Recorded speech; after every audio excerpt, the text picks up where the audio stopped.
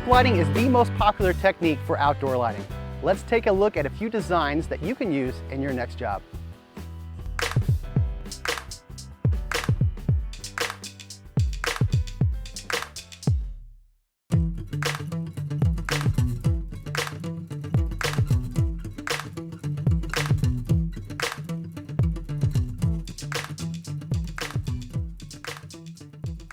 So John, when you come up to a new site, such as this, what's going through your head when you try to figure out a design?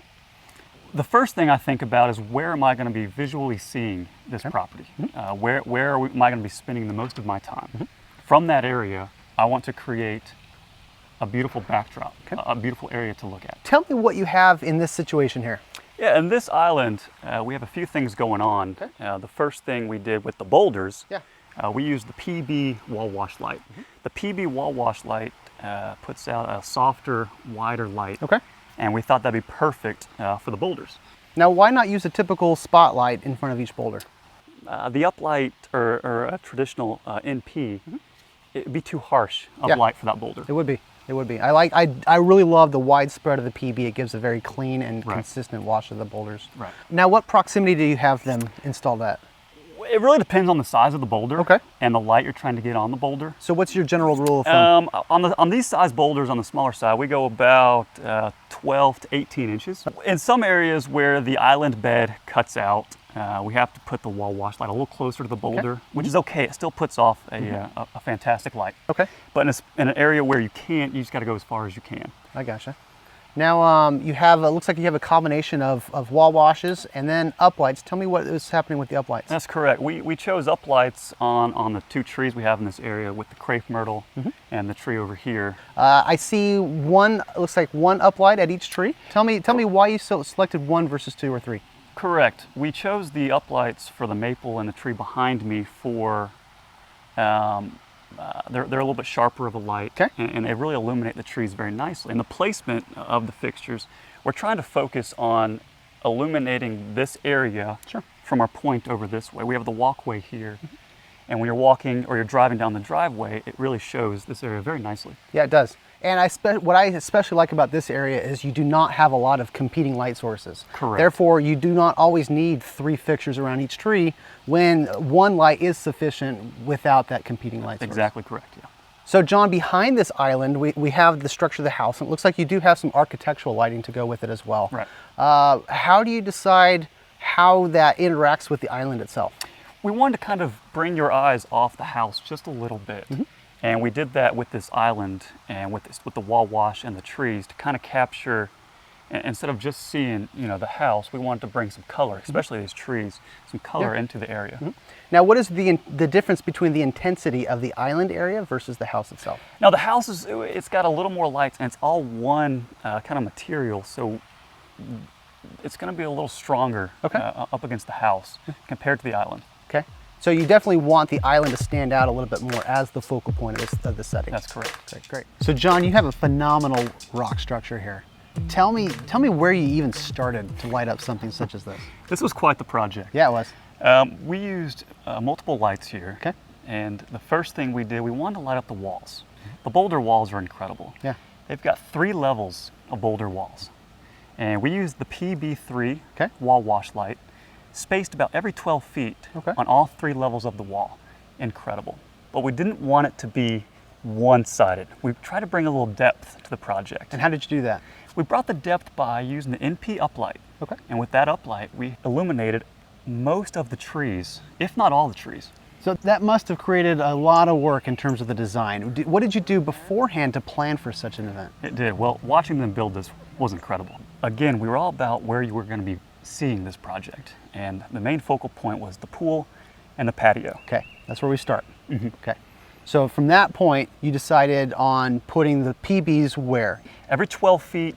Now here, since the walls are so tall, we didn't put them as close to the wall. We brought them back. And how far back do you think you Here we were about 2.5 to 3 feet. In order to get light, some of these walls are 10 feet tall. So we needed the light to go not only wide, we need to go up the wall. And then for the trees themselves, did you do one for every tree, 2 or 3? We did mostly 1, but for the main trees, some of the center trees, we used 2. We had it from both angles. And both angles because there's multiple viewing points, right? Correct. Tell me about your lighting plan here. Yeah, so on the front of the house, we have two separate lighting needs. Okay. We have the landscape and as well as the architecture of the home. Okay.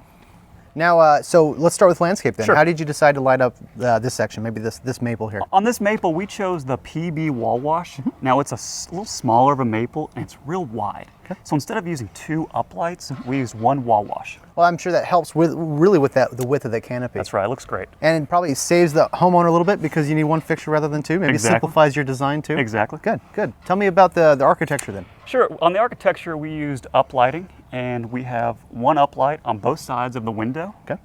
And then we have one uplight behind the bush and it's going all the way up to the peak. Okay. Well, focusing on that really probably takes the light out of the window, is that right? That's correct. We strategically put the uplight behind the bush to kind of guard the window from the light.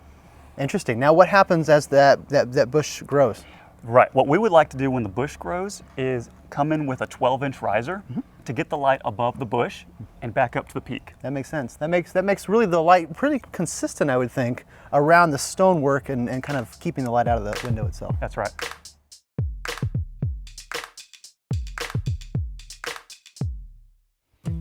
So John, tell me what you have going on here.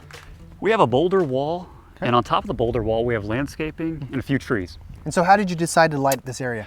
The wall, we use the PB wall wash. Yeah. We wanted more texture on the wall. Okay. So we used it 2 feet. The further you go out, you lose that little bit of texture. Okay, so close to the wall, lots of texture, farther from the wall, what, a very flat Yeah, you start look to to it? flatten out your wall a little bit. Okay. Which is a fine look. Sure, so what about the trees here? The trees, we use the uplighting, and our viewing angle is from over here. So of course we used one uplight going up the tree. Yeah. Now in this case, you used one. Do you ever use 2 or 3, or when do you decide to do that? Yeah, as the tree grows, sometimes you might need to add a second light. Okay. That it might be 2, that might be 5, 6 years. Okay. So it just depends on that, on the time frame and the growth of the tree. That's right. And even the various viewing angles for the homeowner, is that correct? That's correct, yep. Now, what about the pruning of the tree? Is that important? Yeah, as the foliage grows, it sometimes blocks the light. We always recommend the homeowner prune maybe once or twice a year. And that's important because the foliage blocks the light, but yet the branching structure is really highlighted by the light itself. Is that right? That's exactly right. Okay, so the light can really go much farther than the tree, and you can take advantage of less light, really, if you keep the tree very well pruned. Exactly.